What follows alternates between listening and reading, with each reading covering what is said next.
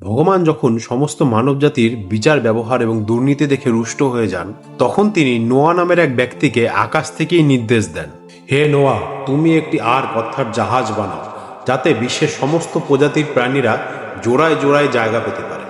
কারণ কিছু সময়ের মধ্যেই এমন এক বন্যা আসছে যা সমস্ত প্রাণীকুলকে ধ্বংস করে দেবে। নোয়া ভগবানের কথায় বিশ্বাস রেখে বিশাল আকৃতির একটি জাহাজ তৈরি করে, যাতে করে সে তার পরিবার এবং সমস্ত প্রাণীকুলকে ভয়ঙ্কর বন্যার হাত থেকে রক্ষা করে। এই কাহিনীটি হলো নোয়াস আর্কের, যা খ্রিস্টান ধর্মাবলম্বী লোকেদের কাছে বেশ প্রচলিত।